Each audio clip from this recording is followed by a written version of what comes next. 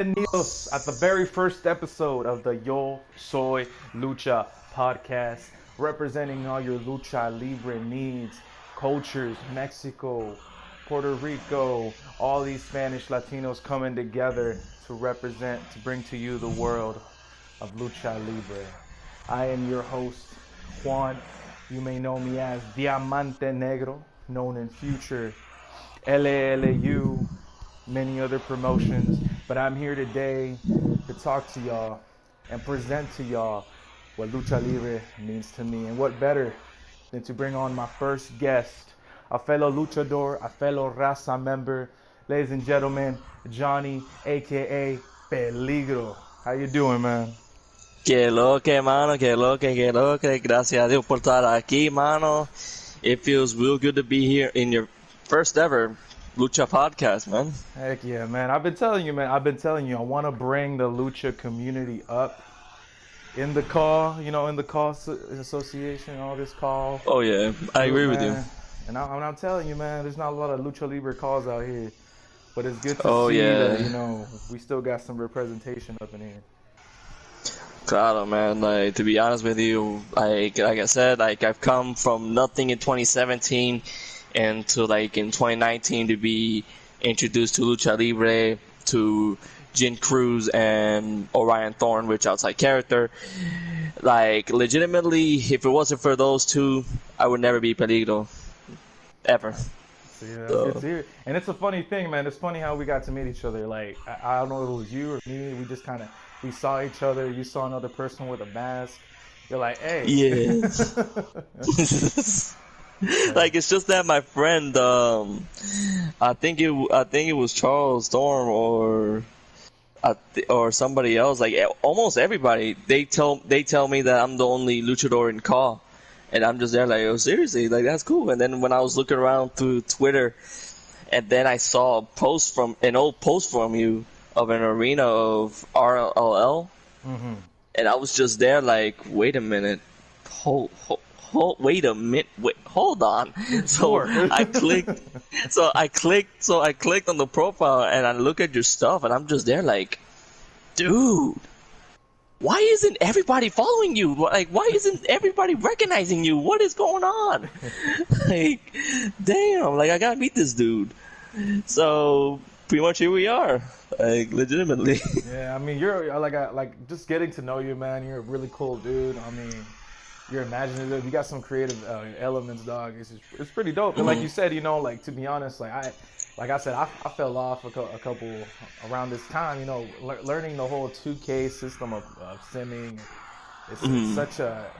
It's such a work in progress. Because I was so used to doing the arcade style back in the THQ days. The fast pace. Oh yeah. Yeah, like all the competitive stuff, like all, like no simming, just pure competitive action, like your heart racing and stuff. Yeah. Like, I remember those days. Like, to be honest, for me, a lucha match was so much easier to do on the THQ thing, because you had that fast pace. You always got up after some moves, and now that 2K kind of took over, it's a lot more simulation. So, it's a tougher agenda to get a lucha libre match. Oh yeah, dude. It's hard. Like, I remember when I had to do a match recording with Charles as Peligro.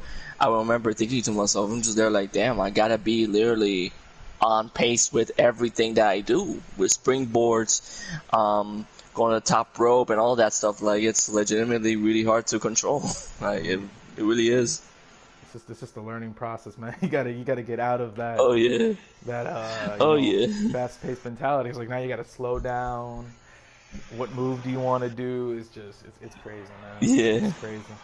But I guess we got to start off with the first question. First question I got to ask you, man, is what's your favorite dish? What do you like to eat?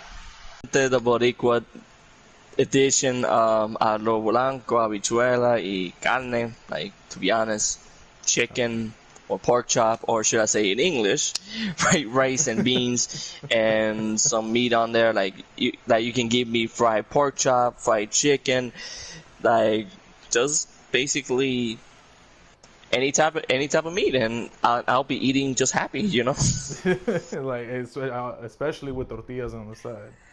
You gotta ask. Now, I actually looked up some of your like dishes. You know, as far as seeing the differences of the Mexican culture and the Boricua, no, the Puerto Rican culture, and I think I found something. I honestly I haven't. I don't know if I've heard Like, of these. Maybe we do have them in Mexico. Maybe I just haven't had them made. But come like on, what exactly? let me see. Mofongo. Oh, yep. That is one of the cornerstones. That is one of the cornerstones. Yeah. What is pofongo? What is that? Mofongo is basically mashed plantains, and what they add in as well is chicharrón for like the crunchiness of the Yeah. mofongo. They mash it up and they kind of like put it together and then they fry it, and basically it becomes like this big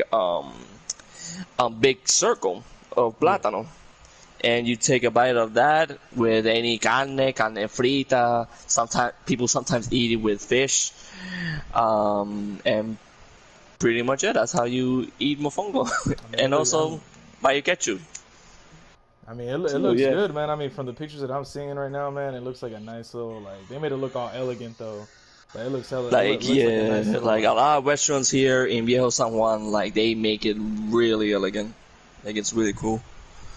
I see. So I'm gonna go ahead and set up a match right here. I told you I was gonna set up a match. We're gonna do a one-on-one, just computers going at it. We're gonna have Peligro right here. You Of got the pink course. attire and the gold attire. I'm gonna go random. Who knows what we're gonna get? I'm gonna put you up Gotcha. against your boy Diamante Negro right here. Claro. Right here is where all it's gonna go down. It's gonna happen. A once in a lifetime opportunity right now. Two luchadores going at it. Man, Of I really wish course. I had my Adrenalina Mhm. arena got corrupted, so I had to do all that all over again. Damn. So, I would say that, like, to be honest, like, you're one of my dream matches because, like I said, there's hey, barely any people in COD that is a luchador, and that for the fact that knowing that you started this before I did is pretty crazy, and it's like, you know what, like, I want to actually have a really good match against you or storylines it's gonna happen. of I that mean, case. like I told you, for those people that don't know, we the reason De Montenegro's been in hiatus from the last episode where I was a future. I'm gonna try to get this fool in with the podcast too. But last episode that I was in future, I think it was a Royal Rumble I was in, and currently I was in a feud against Enrique Rios for breaking my back. Um, Power bombed me on the turnbuckle, broke me. Came back in the Royal Rumble only to have my ass kicked again. That ain't gonna fly no more. Yeah, Montenegro's been in recovery since. There's a whole story behind it, including my boy right here, Peligro. Let's say Claro. this is not the first time we're gonna meet, Oh, yeah. but right now it's just in computer form. But definitely, man, for sure, I'm up for it. I've told you I'm up for this idea. I'm gonna get you on a two out of three falls. Those are tres caídas match right here, computer Alright, wise. alright. I'm all for it. I'm all for it. Doesn't matter. Let's do it. Yeah. Nah, but as you were mentioning, man, what's it called?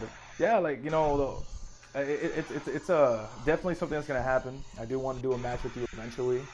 Um, Mhm. we gotta bring luchadors together, show them a little bit of the style what we got. It's just like I said, man. It's a learning process for me to get back in the game. But Yeah, and not just that, it's basically Boricua versus Mexicano in, hey, in in one ring, so it's definitely gonna be an entertaining match. That's for damn sure. so growing up, man, I'm pretty sure you've seen lucha libre. I mean, like, what are some of the Claro. luchadores that you really like looked up to? Jeez. Uh, that's a bit complicated. Luchadors that I look up to because I remember I've never watched WWE back in the day. I remember my first ever lucha libre was in WWC Pro Wrestling Council, and IWA, which is Savio Vega's company. And I remember IWA was like one of my favorite companies ever. And if I were to say the luchador that I look up to, that is not like a full mass luchador, is Ricky Banderas, aka Mo Muertes. I used to look up to him a lot. Like, he was just a beast. Like, he was so dark. He was like a vampire in the night. Like, he was really, really cool. Yeah, he plus, like, that fool was ripped. Yeah, like, you do not want to fuck with him. Nah, man, you do not want to mess with this fool. Nah, I mean, that's funny that you mentioned, man. That's funny that you mentioned Ricky Banderas. You know, like the first matches I started watching, and like I didn't watch. My first exposure was in WWE. You know, my first exposure was going to. I live in San Diego, so we're very close to the border of Mexico, Tijuana, literally, you know, right there. So my uncle, he trained with Rey Mysterio. You know, not the one you see on TV, but the original OG Rey Mysterio Sr. You know, his uncle. Yeah. He got to train with him, and this is after Rey Mysterio, you know, lost his mask and all that. You know, was this like in WCW days? No. Well, this was I think this is when Rey kind of started popping up. It was around the time that he was popping up. I remember that he lost his mask at WCW in a show. I think it was a Thunder. No, you're getting it confused. It's not that's Rey Mysterio Jr. The one you see right now on TV, Rey Mysterio Jr. I'm talking about it. You talking about El Tío? Yeah, there you go. Yeah, El Tío. Okay. I never knew he lost his mask. What happened? Yeah, so I forgot exactly what match it was. I had to like look it back up. But he did lose his mask. Let me see if I can just get the quick information right here, just so I can continue on with the story. Like, it had to have been some sort of a mask versus hair or mask versus mask match to make it happen some way. Let me see if I can look up mask versus mask. Going on Wikipedia, I'm over here talking about Lucha Libre. I don't even know when this dude lost his mask. I'm so sorry, Rey Mysterio. I mean, hey. Miguel, I have I think it was. It says right here Psicosis. I think Psicosis was probably the one that took it off. Psicosis? Yeah. I know that goes. Well, I'll check the facts later on. But Rey Mysterio, his uncle, Rey Mysterio Sr., he lost the mask. This was after, my uncle started training with him and had his first debut match at the age of 18. So my first exposure to Lucha Libre was in El Auditorio de Tijuana, going to the TJ, crossing the border, going to those matches. Yeah, I've heard of that arena. Like, I think Rey Mysterio Jr. showed it in the documentary before. Like, I've seen it. Yeah, that's where he got his start, And it's funny, thanks to my uncle going into that light and being a part of it, I got to meet a lot of great stars. I think I remember my first match, my first exposure was besides my uncle's debut. He used to wrestle as Águila Americana. I believe it was a match featuring La Familia de Tijuana. It was Diamante 666, Halloween, Rey Mysterio. Oh shit! Yes, Psychosis in there a couple times. But that was my first exposure, And immediately, man, I fell in love with it, man. I was a little kid, 4 years old, and just mesmerizing the whole moves, just mesmerizing these legends, these people that have started from nothing to now getting somewhere, being known as one of the best luchadors out there in Mexico. Exactly, that's crazy, man. dude. And not even besides that, getting to watch it now on TV when my uncle would my uncle, my grandfather, we sit down in front of the TV, watch Triple A, we watch Consejo, and then Saturdays would be the days we all go to lucha events, because my grandfather was really good friends with Rey Mysterio Sr., to the point where he was a part of the family. He's my aunt's godfather. You know, he would invite us to a lot of events, and I got to meet a lot of people, man. And it's funny because my uncle actually started. He trained with as I think people here in America are starting to recognize him as Tigre Uno, but he was known as Extreme Tiger. Hmm. Yeah, Extreme Tiger, man. I remember his early days. What I was a little kid. It's a blurry memory, but I can kind of remember him being so out of there, man. It was so amazing to watch him jump around and do his moves, and it was crazy. But watching AAA, watching Consejo, starting off with Máscara Sagrada, Mascarita Sagrada, Octagon, Octagoncito, Latin Lover. Um, some people don't remember heavy metal. Hijo del Paraguayo.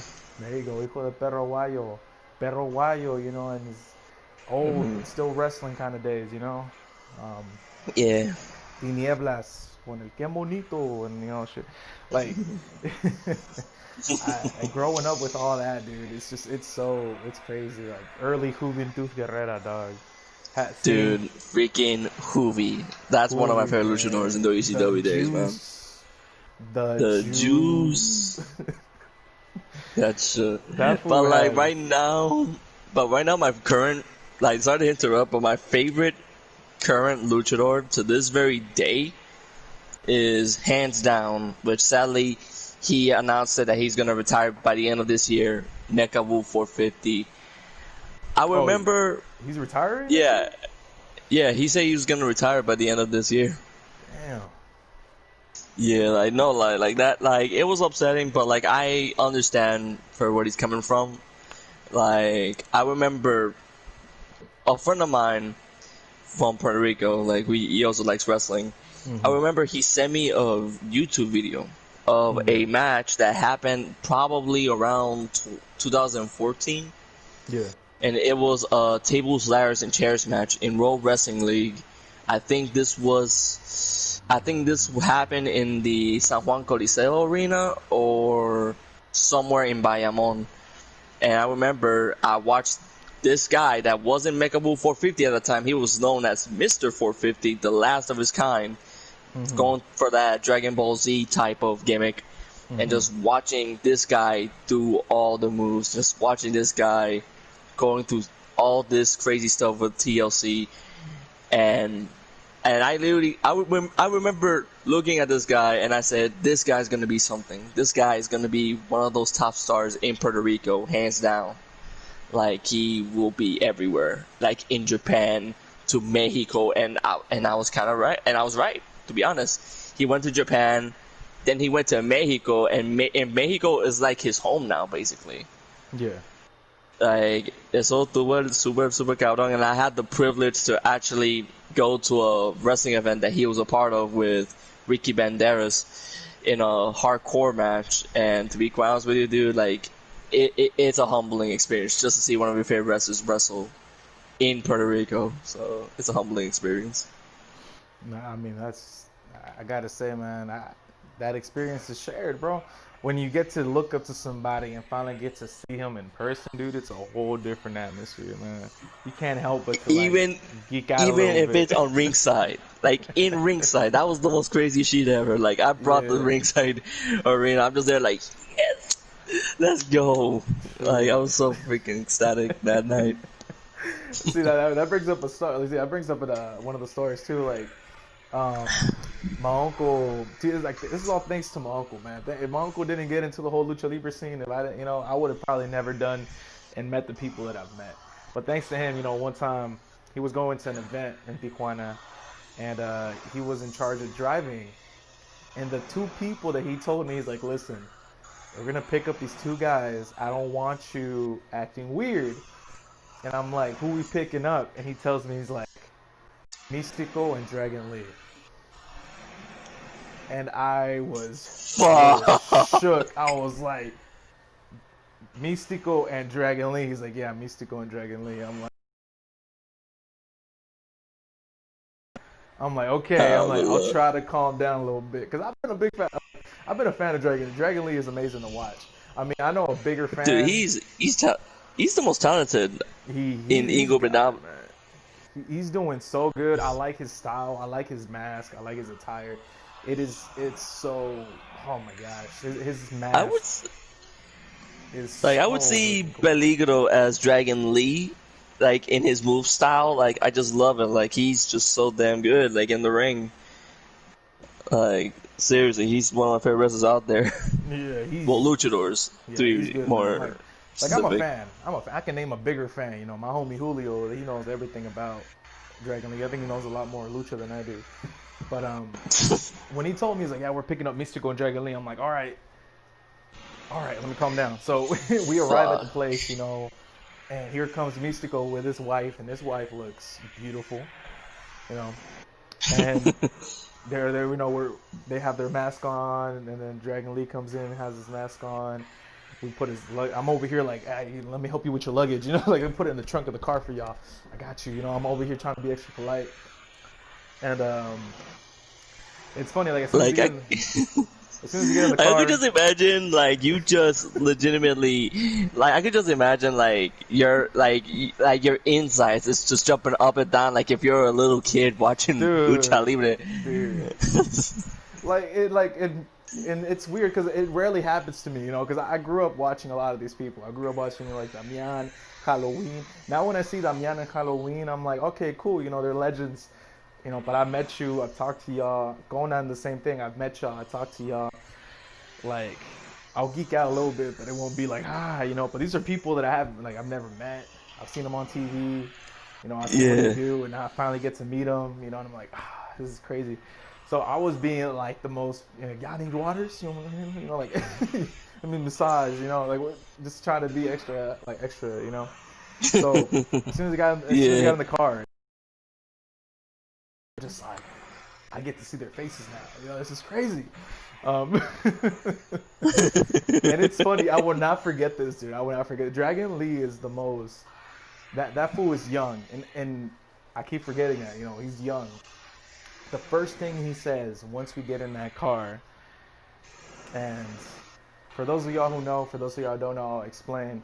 Dragon Lee is like, ¿Dónde está Hong Kong? A ver, ándale, vamos. ¿Dónde está Hong Kong? Quiero ver unas viejas. So if y'all don't know, Hong Kong is a strip club in TJ, one of the most top-rated ones.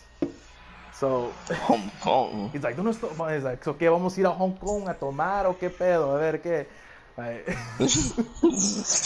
I can just hear Mystical like face palm and be like, oh my gosh, you know, like first thing first. Dragon Lee just thinking about going and seeing some titties. Like that's the first thing. And it's just so like you just see like it's Dragon Lee, Mystico's wife, and then Mystico and his wife and Mystico are just like looking over like you know, like this guy. Nah, it was Basically. yeah, basically Dragon like I said, Dragon Lee's a young dude, so I mean that's the first thing he thought about once getting in the car. He's in TJ, he knows about Hong Kong. He's like, when we going? Well, Like I seeing could just titties. imagine the God. Why? ¿Por Man. qué? It's like, ¿por qué? Like, what you? It's like, ¿Por qué tú te quieres decir mierda? Dios mío, brother. Dame apenas un acabamos de break. llegar, apenas acabamos de llegar, y ahora estás pensando en. No, but that fool was Un... wild, man. That fool was wild. He's one of the people that brought like a 12 pack of Corona to like the show, you know, because Diablo. I don't know if you're familiar with this, man. I don't know if you're familiar with this. I think you are. Mhm. I just hit my finisher on you in the game, by the way. I don't know if it's over. Is it? Nope. Seriously? Kicked out. Like I said, Peligro, like he is just one of the toughest luchadors out there. It's gonna take a while for you to beat him. It's gonna be crazy. But so there's a thing. When you have your first debut match, I almost got this, and I was just reffing the match. You know, I was just reffing. But my uncle was like, "Listen, don't tell him it's the first show." I'm like, "Why?" He's like, "Porque te van a bautizar." Bautiza. Yeah. So bautizar. Oh no. For those of you who don't know what Medio. bautizar is in the lucha libre culture, it is pretty much a punishment, but yet a sign of respect in its own. So basically, like you're gonna get basically a luchador is gonna trap your arms, and you're just gonna get chopped by each Yes. luchador that's booked. Mm-hmm. Dios santo. I Mm-hmm. knew it. I freaking knew it. Como que So they cuando hold tú your dijiste hands back. bautizar, yo estaba ahí como que, nope, I'm Yeah, my good. uncle's like, don't tell him that it's your first match. I'm like, he's like, cause I don't know what I'm gonna say to your mom when you get home. And I'm like, inside, bro, inside, I wanted to say it so bad. Like, it's so weird, the mentality that I have, man. Like, I want to be a luchador, you know? So I'm like, I want to start training. I want to go, like, when I explained this to my girlfriend, I'm like, I want to be a luchador. She's like, why? I'm like, cause I want to go through a table. I want to get hit by a chair. I want to get, chopped like there's no tomorrow. And she's just like, but That is some kinky shit. it's just the excitement, you know what I mean? But Yeah. I didn't do it, but there was a person there that he got bautizado, and I can't. You had old school people, dog, in there. People that, and to That this day, they don't really do bautizas anymore. Bautizas is like you buy everybody beer. That's like the way to get bautizado, but that's lame, you know. So that you got yeah. old school people that keep doing it, the chopping, bautizo. So this kid, his first match, his name was Player, I think Player. Wait, diga otra vez. His name was Player. Wait, diga otra vez. Como que you got cut off a bit. His name is Player.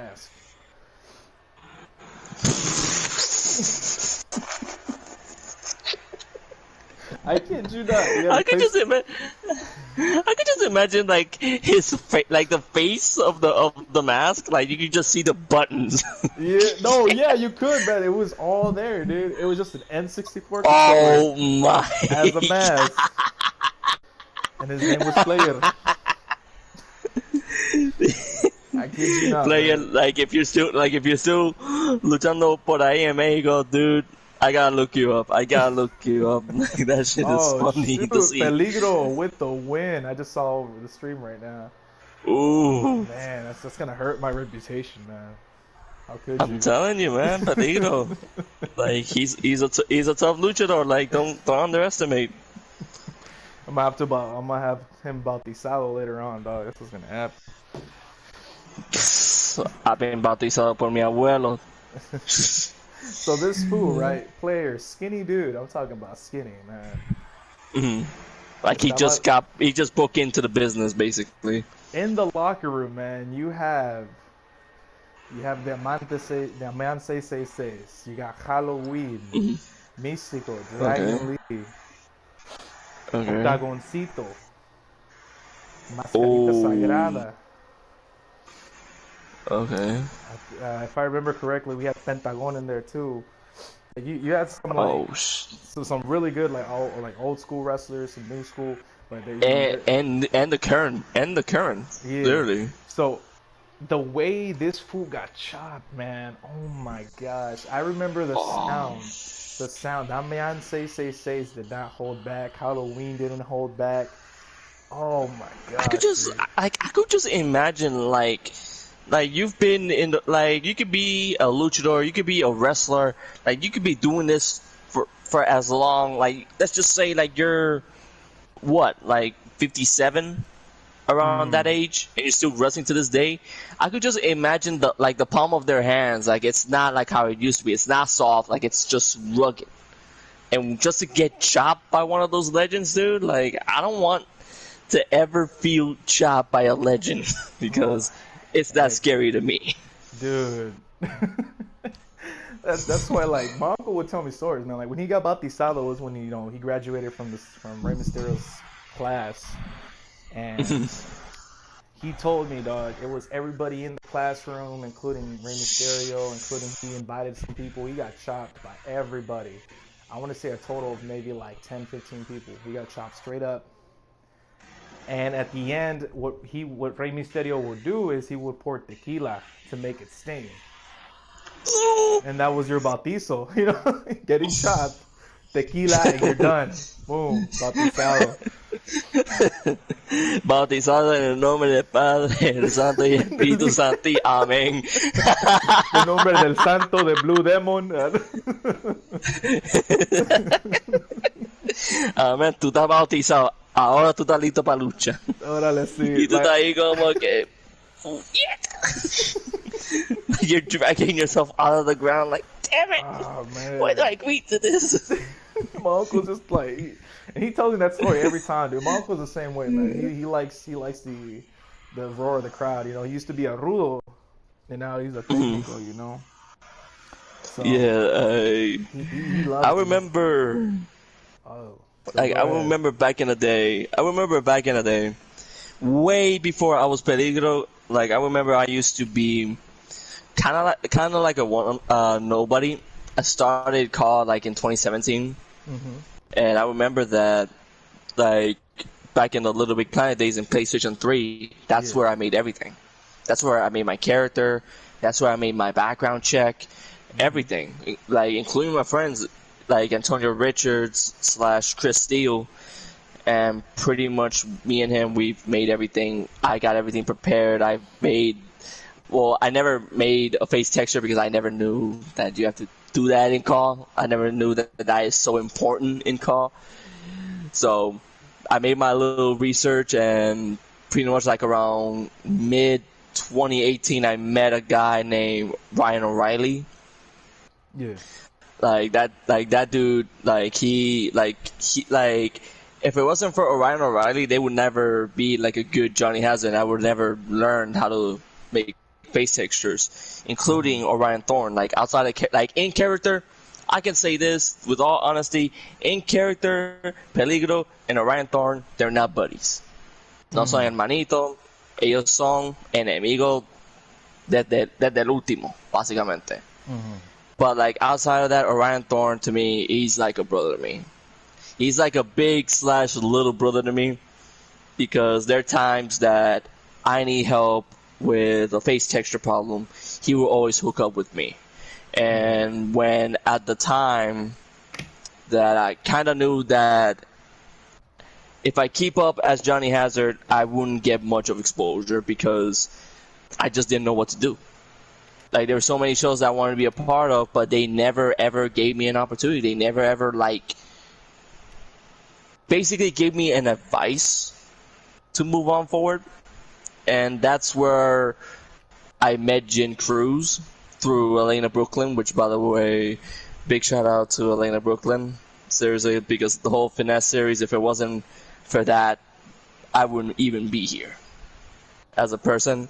Like, legitimately, that series was amazing. The whole Elena Brooklyn, the Finesse, it was awesome working with him. And then I met Jen Cruz because of him, and Jen just told me straight up, why not become a luchador?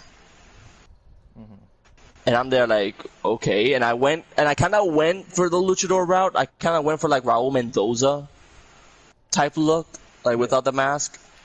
And everything was getting like okay, like getting better. Like they're starting to notice more and more Puerto Ricans. It's like, okay, I need to bring the tradition to that. But then all of a sudden, I keep somehow like losing negatively.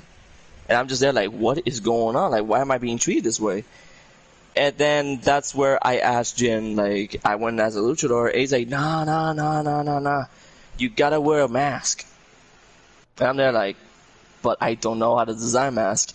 He sends me a link of mask designs. Que sale Místico, freaking Flamita, freaking Ray Phoenix. And I'm there like, but still, I don't know how to design masks. Y después I went to Tyler, and I'm there like, dude, like, I don't know what to do. Like, I want to be as a luchador. And pretty much, and at first I didn't even know much of a name. And then that's when Tyler told me, why not Peligro? And I'm there like confused, which may I remind y'all, straight up, I have autism. I have speech problems. So my Spanish es como que bien matado, como si fuera un gringo, literal. So I look it up en Google, en Translate, para ver qué significaba hazard en español, peligro, y yo estaba como que, you know what? You know what? Fuck it. Let's do it. Let's do it. Let's do it. Like, and I made a whole, like, Tyler made the whole mask, made the whole gear, just everything about it. Except for the face texture. He gave me a body texture. But, como que, like, he gave me this full-on look, and since then, I've been rocking it, and I've tried to make more improvements with the tights, and I did, by adding the crosses. How Hubi used to wear them back in WCW days. Yeah. Es como que un tight, pero a la misma vez tiene un singlet, like a mini. It's kind of like a really skinny singlet. Pero anyway, like, legitimately, if it wasn't for Orion Thorn, if it wasn't for Jen Cruz, I like I said, like, I love them both to death. Like, if it wasn't for them, I wouldn't be in this position. And to be honest, I'm very happy that I'm representing Lucha Libre. I'm representing Puerto Rico, and my whole background of my character is basically inspired by my real life, and at the same time not. Like, the man that made me today is legitimately my grandfather, which came paz descanse. Like, legitimately. So yeah, that's my full-on story with my character Peligro. See, that's such a, like, you know, paz descanse, you know, that's real touching, dog, and that's some of the things, you know, like, a lot of people, you know, when they ask me for, as far as, you know, what inspiration I got from my call, I'm like, to be honest, my call represents me if I were to continue my training. I started training when I was 12 years old, con Rey Mysterio, you know, and due to complications, I wasn't able to continue. And then, you know, I had a little bit of regret. You know, I wish I would have. I wish I would have continued. Nowadays, you know, I'm able to do it again. I'm gonna keep going to TJ and start my training. This is me if I were to continue with it. So the whole backstory, you know, everything is what it could have been.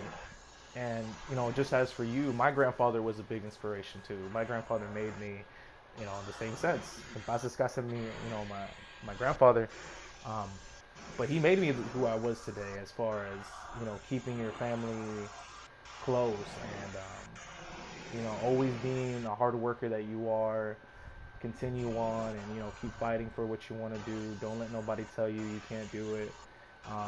My grandfather, at one point, he went blind. You know, he went blind, but he would still play soccer with me. Um, you know, out in the backyard, he would still play soccer with me even though he was blind, and it was fun. You know, he played luchas with me and all that stuff. He would be like, "I'll bet you $100 I can beat you." I would beat him. To this day, he owes me like $800. So ahí estoy esperando mi dinero, a ver cuándo me lo das. But yeah, like, it's just like you know, it's a lot of me in that character, just how you have a lot of you in that character. Yeah. It's sometimes, man, you just got to add a little bit of realism. You know, it is a virtual world. Yeah. It is, you know, but like we get it. Like, you know, we have to be somehow inspired by other people, but in reality, like, we're not those people. That we're not like actual luchadors. Like, this is all a game. But with me, it's like, I want my character to be me. And with my grandfather's concern, like, so basically, my grandfather passed when I was, if I'm correct, 5 or 6 years old. And my grandfather was more of a dad, because me, papa, like I said, he's made mistakes. Yeah. And pretty much, my grandfather has been there for me since to the day I'm sick, to the day I got hurt, all that. And basically to have him pass, it was hard for me when I was a kid. And then, like, thinking through, like, when I was, like, around, if I'm correct, when I got started with Peligro, I was, I think, 22 years old. I said, I want to make a full background story of my character. and I made inspiration of a female character, by the way. Well, she's not a full pure luchadora. She's more of a brawler. Her name is Leah Casey. You might have seen her through the Finesse series of Elena Brooklyn. Pretty much, I made her into a sister of Peligro.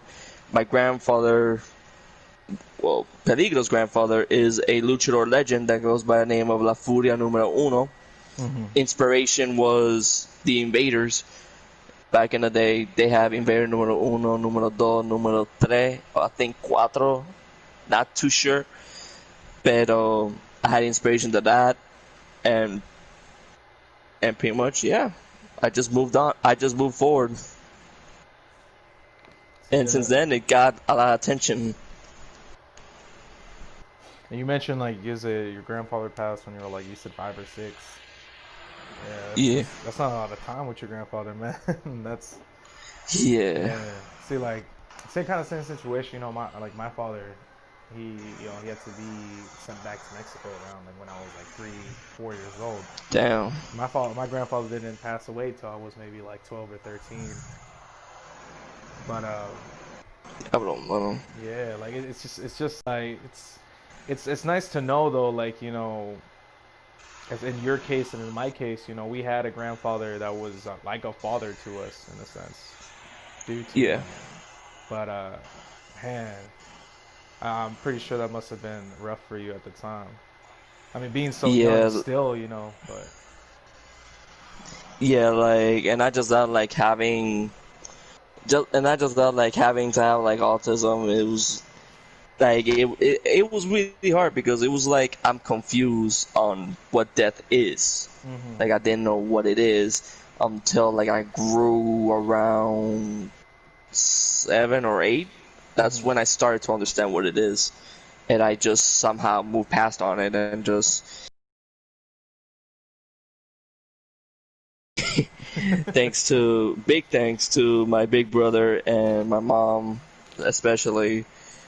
Like she's my superwoman basically. Yeah. So yeah. Yeah, I mean that too, man. You can never really underestimate the influence that a big brother has, man.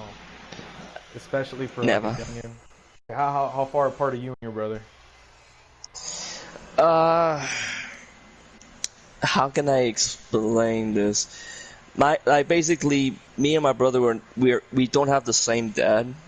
Oh, same situation. but like I said, he's my brother no matter fucking what. It doesn't fucking matter of color. It doesn't matter of blood. Like he is my y'all brother. Came from the same mom, y'all. Yeah, exactly.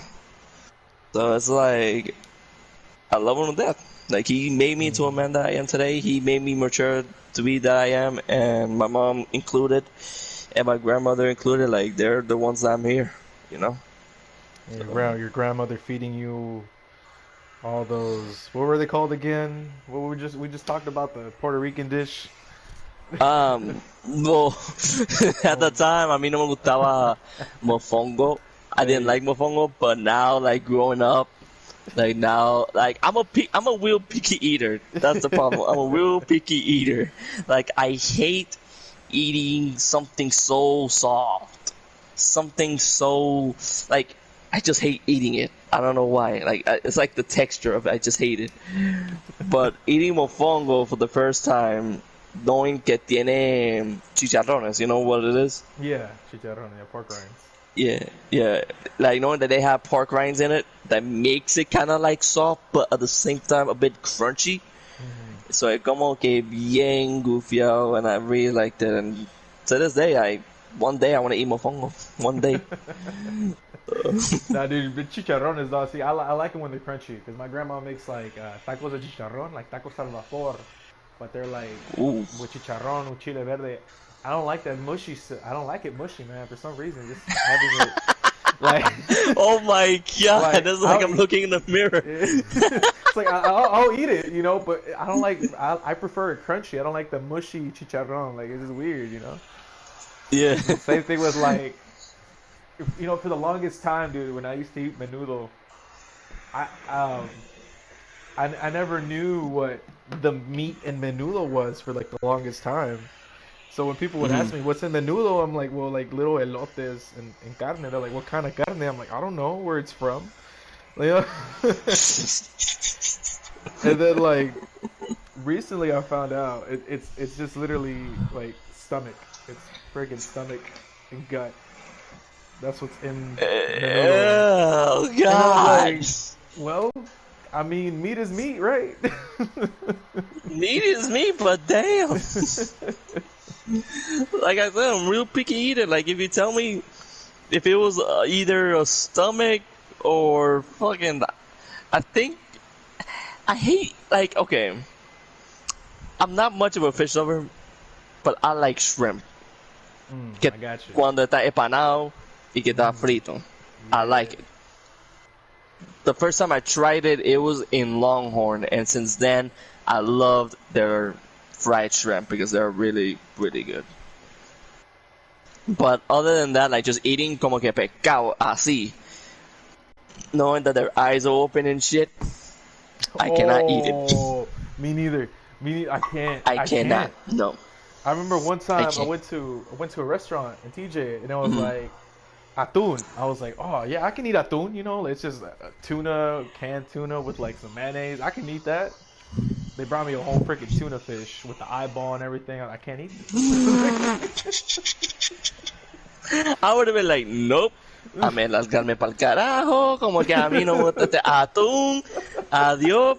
Tú sabes, irme pa' un sitio por ahí que hacen tacos, porque Nah, it was funny, man, I'm because like my mom was like, "Eat it," and I'm like, "I don't want to eat it." She's like, "You ordered tuna." I'm like, "Yeah, but I thought it was gonna be like it, you know, like in the can and like with mayonnaise and Pero una pregunta, stuff." like, you didn't look at the menu? Like, you didn't see como que the description? No, ¿Qué no, era? no O decía lo que era. It just said atún, atún. That's all it said. So sea la yo madre. pensando lo que era, pero lo regresé y me dieron pues atún que quería. They had it on. It's like it was like a dip. They had it as a dip. They didn't have it as an entree. So, Yeah, so I was like, all right, cool. I'm happy with this. Yeah, I can't eat nothing that's looking at me. Same thing with like, that's like, I don't know if I did. Like, I remember my days. I think I was like in middle school. Yeah, I was in middle. Yeah, at the I think I recently graduated to go to middle school to prevocacional. yeah, I remember that my uncle came, and at the time he was kind of sick. And I remember in my backyard, tenemos una quebrada. We had a lake, yeah. and basically I was just looking at the fish, and my uncle was like, hey, you never fished before? I'm there like, no, I never did. No one ever taught me. He's like, ¿qué? Hold up. He goes to the freaking carport, grabs one of the old fishing rods. Those fishing rods, man, I remind you, those are from my grandfather. He used to fish all the time with Yeah. his friends, all the time. Back in the day, I think it was like in the 90s. And he's like, I'm about to teach you how to fish. Grab a snail. Y yo estaba ahí como que, ¿qué? Grab a snail. Yo ahí buscando en un lado por ahí. I found it. I was like, okay, what do you want me to do? He's like, do you have a hammer? I'm like, I don't know. Like, you have to find it. He finds one. And he's like, crack it. Why? Just do it. Like, crack. And just seeing the slime and shit, I'm there like, oh God, why? And he's like, it attracts the fish. Come on. So we went to the quebrada and we started fishing. And I was holding the fishing pole. I was fishing. Y yo estaba ahí como que they're not coming. And he's like, they'll come. Y yo ahí, pero puñeta, what's it? Then all of a sudden I get pulled. I almost fell off the backyard, but luckily my uncle grabs me by the shoulders and pulls me back. And then I started reeling, and I was like, oh shit. Like, it was so intense. And then all of a sudden I got this, I think it must have been I don't know if it's a flopper, but it was a big fish. I remember it was Oh. kind of like it was a white fish. And I'm there like, whoa, I just did that. And my uncle's like, so who's gonna eat the fish? I remember I walked away from him. They're like, nope. He had the fish in the bucket. Like he had fish because he poured buckets of water because he knew that they were gonna be there. And he's like, you know what? Fuck it. Just pours it back. And he's like, yeah, at least I talked to you about the fish. Y yo estaba ahí como que, okay, but I ain't gonna eat no damn fish though. I'd rather eat alcapurria than anything. I'm good. Did you get to gut the fish? Like he was like, it's not like he was gonna, but like he was asking like who's gonna gut the fish, who's gonna eat the fish. But I said no. He throws it back on the quebra. Yeah. The first time I went fishing, man, was about, I think, like 2 years ago, man. It was the first time I went fishing, and I got to gut a fish. It was the most disgusting thing, but yeah, like it's so weird when you catch a fish. They're still kind of alive when you're gutting them. It is. They're just wobbling around. I'm like, it's so slimy and wet. Yeah, at least with me, I never touched it. Like I just fished it, and my uncle just did the grabbing. Like he did all the work. Like I just basically hooked the fish and basically fished it, but like he had to help me reel it in because it was really really heavy. Yeah. So like Jesus. So what shows are you a part of currently right now? What shows? I'm in Revenge Wrestling, Coast to Coast Pro Wrestling, One World Pro Wrestling, and Elevation Wrestling. Those are 4 companies that I'm in. That's a lot. How do you keep and up with all that? TNG, may I remind you, which is Lluvia Purpura. Yeah. That's there. So yeah. All right, Lucha Purpura. I mean, how did all that happen? Like, how did you get involved with all that? Well, so basically, like I said, like Jimmy was the reason why I met Jin Cruz. So Jin Cruz gave me an offer. He's like, hey, like I want you to be a part of TNG. That you could do this, you could do that as KC. At first, he mentioned KC. So I'm there like, okay, cool, I'm up for it. Let's do it. Like me and Olivia Sayako, good friend of mine.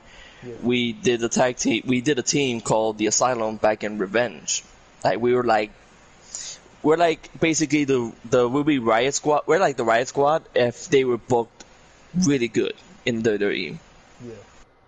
So yeah, and then all of a sudden he gives me another offer. And he tells me I have a brilliant idea.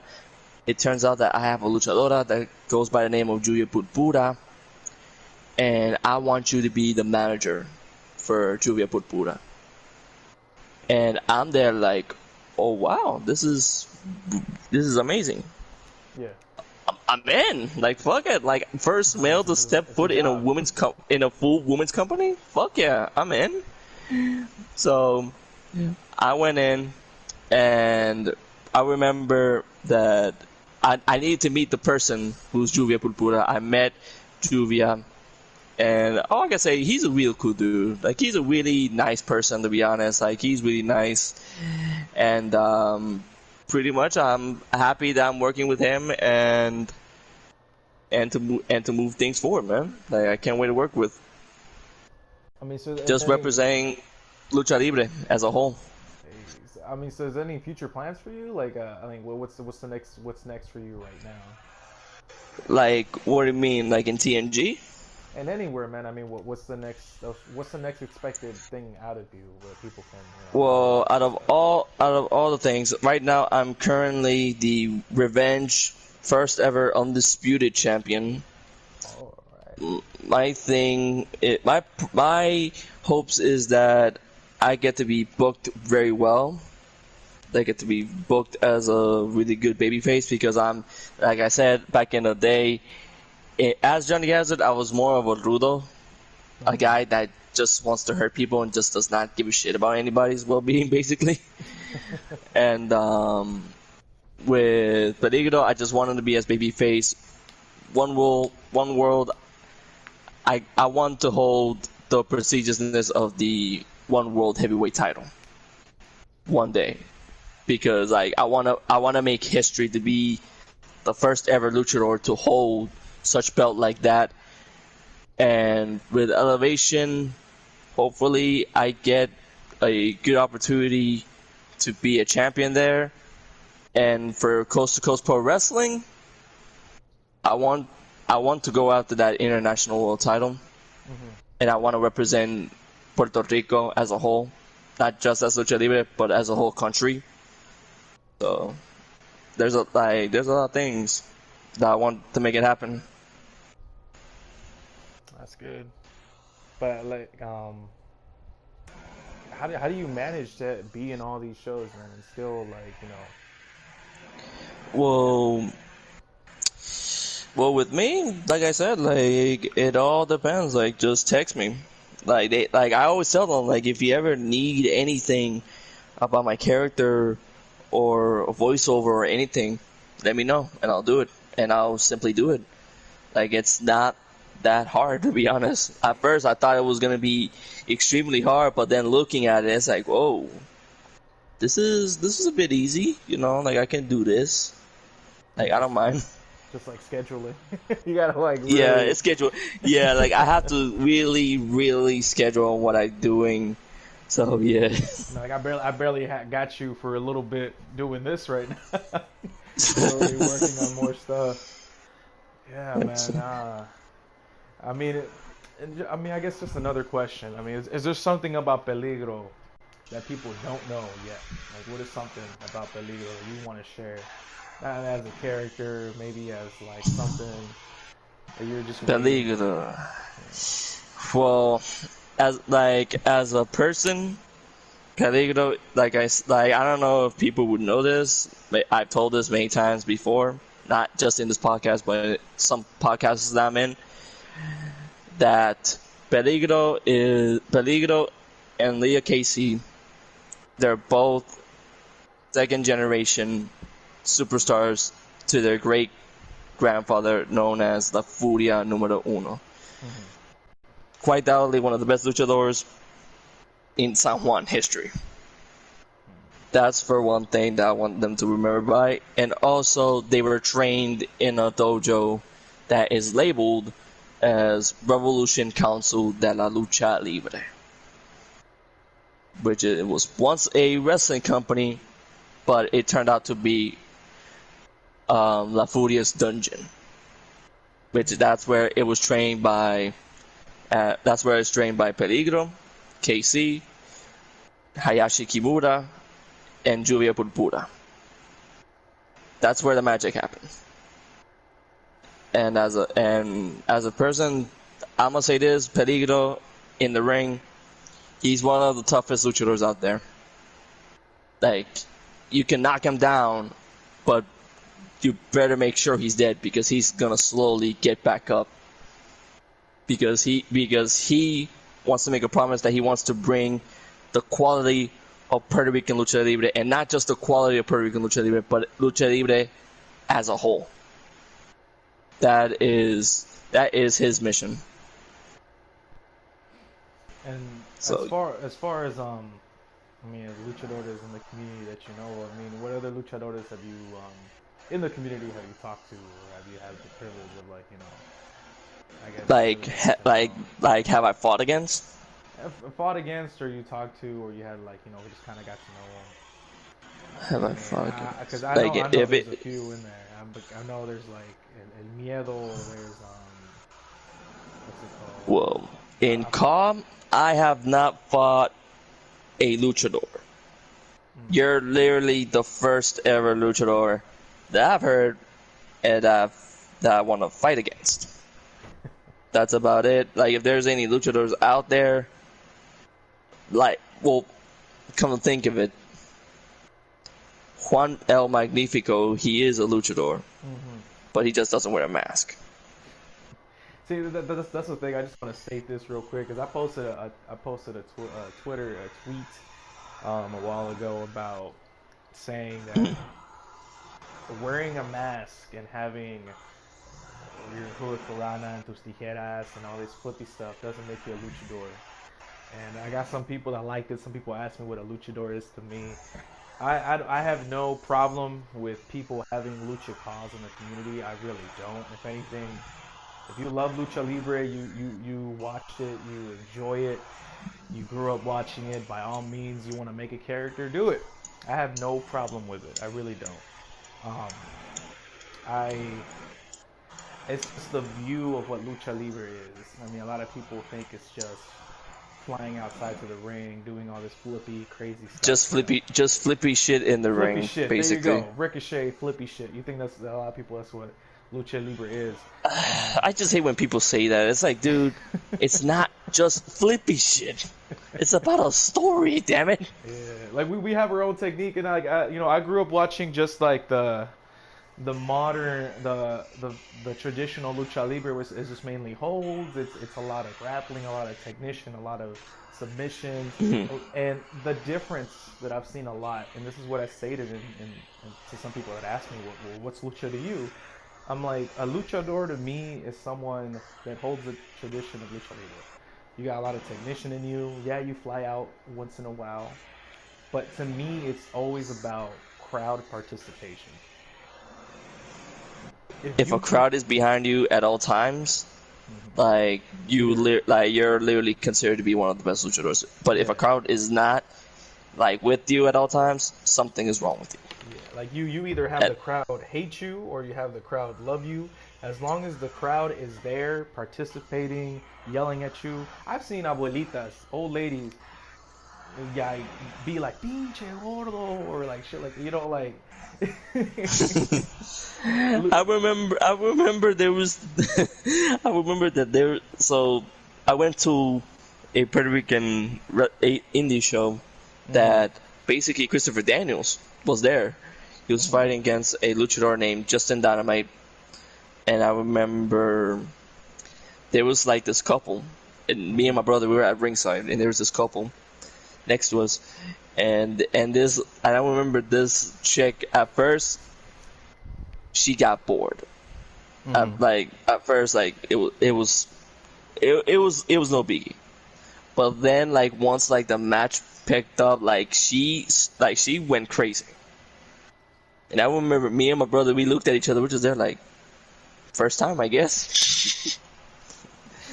like she went crazy. Like I said, like if you have the crowd, if you have the crowd with you at all times, either hate you or love you, like you're doing a perfect job as a luchador, as a wrestler as a whole. But if you're not doing like if the crowd is not doing anything and it's just bored of it, you're fucking it up. Like I can't tell you how many matches I've seen where it's a bust. It's a bust, man. People are not enjoying it. It's such a crowd pleasing environment, you know. Oh and there's so many like I'll be in chat sometimes and I'm like having just a match, just a practice sim match, you know, and I'll like taunt after hitting a person, and I'll be like, "Así le pego, mi vieja," you know, like I just heard so many like phrases like that. Así le go, or like the top insults in lucha history is "Arriba la América," like it's so stupid. Viva Cuba! And I'm just there like, Conan, like, what are you doing? You're Mexican. Come on now. I remember watching my first ever AAA show. It was when Alberto got released from WWE due to a racist statement that happened. And I remember watching El Hijo de Paraguayo, Fantasma. Hijo de Fantasma. Now he is he is I forgot his name, but he changed his name to Escobar something. I forgot the name. I'll look it up later on. But like just seeing those luchadors and then just hearing Conan seeing Viva Cuba, and I'm there like, and everyone started booing the whole entire arena. It was Triple Mania, and I'm just there like, you're Mexican. What are you talking about? I was confused. I was like, why? But then I watched Hijo de Paraguayo's promo, just Yeah. saying how much he has the legacy of being El Hijo del Paraguayo, how he is always the winner of hair versus mask or hair versus hair matches. Mm-hmm. And I was just there like, ooh, this is some serious shit. I'm actually interested. I need to watch more of this. So I kept on watching the whole event, and I actually liked AAA. I'm there like, damn, I need to make my research. I need to do all this. This is important stuff I'm missing. So I made my research, and since then I became a fan of AAA. Sí, me como que más o menos como que I don't understand much of their concept of it, pero I like some of their luchadores out there. I like Flamita, I like Carístico, obviamente. I liked Último Guerrero. Mm-hmm. Back in the day, La Sombra. Now I really, really liked Rush and La Familia, Los Ingobernables. I just fell in love with Lucha Libre as a whole. Rouge, man. Los Ingobernables. That team. See, that's what I've been telling. Like, you know, what we talked about. But I mean, I'll announce this eventually. But I really want to make an Ingobernables type team, dude. Like La Familia de Tijuana. I want to make a Lucha Libre stable, man. You know what I mean? Oh yeah, dude. I feel like that would really get things popping. I feel like I want to do it on a spot where we could be known, and I know somewhere where we could go that we could do this. But I'm not gonna give much, exposed because, like I said, like I want to keep it on low. But like I said, dude, like once we show up as a group, we're gonna be known. Once the stars Somehow, we're gonna be align, known. and once the stars align. Hell yeah. Yeah. Well, let me just get this off as we backtrack about, luchadors in the community. I'm cool with it. I'm fine. Juan de Magnifico, great call. I like it. I like the style. I like the attire. It's fresh. I like it. Yeah. People, if you're gonna have a luchador call, please if you're gonna have it with a mask, give them a name has a Spanish meaning, or don't just put an O at the end and think it's like I'm not like God. I had an example. Now, in the community, I have no offense against you, man. You're a good guy, good intentions. It's just an example, so don't bring the drama to us. Helitro. I think I've talked to you about this. I asked this guy, I'm like, what does Helitro mean? No idea.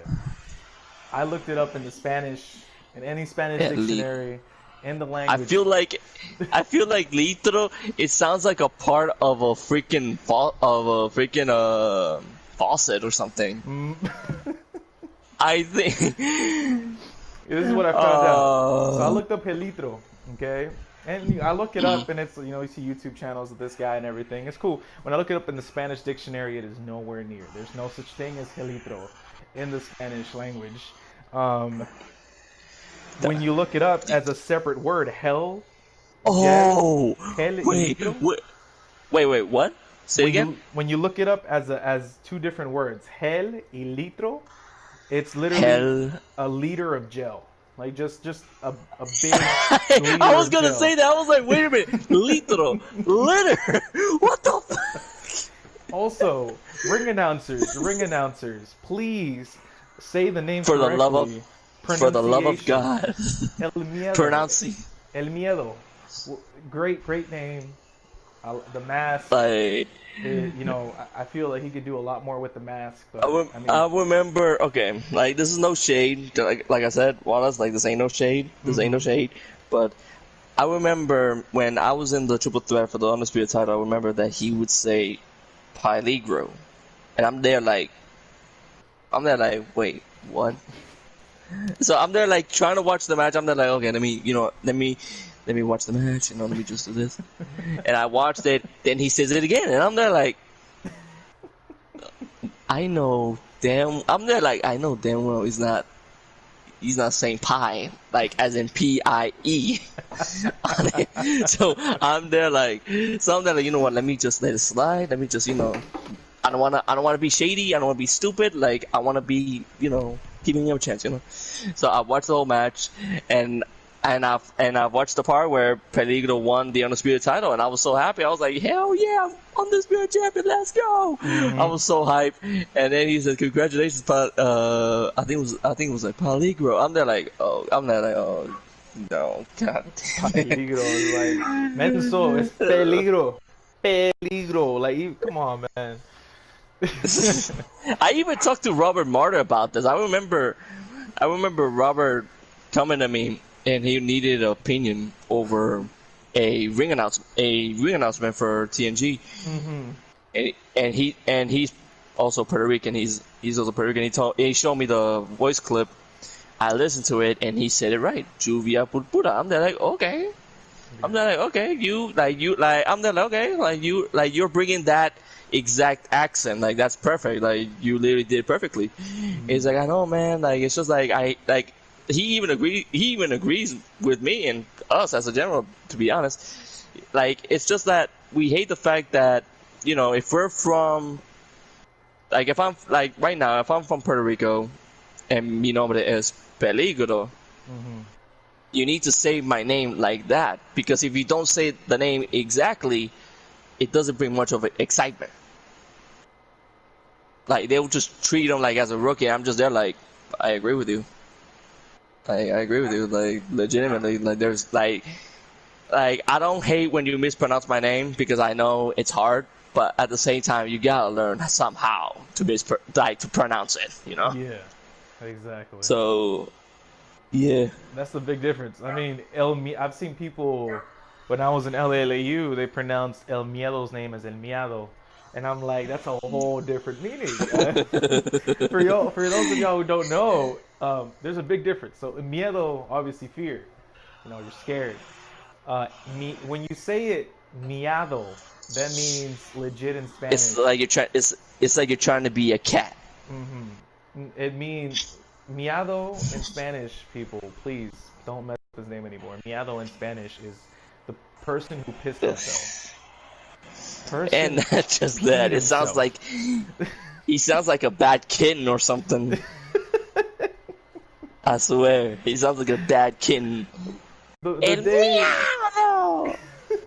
day that this man wins the title, and you say the winner of the belt, El Miado, you're basically saying the winner of this belt is the guy who pissed himself. Please don't. Pronunciation, guys, please. Please. And also, it's for me. But like I said, we're not.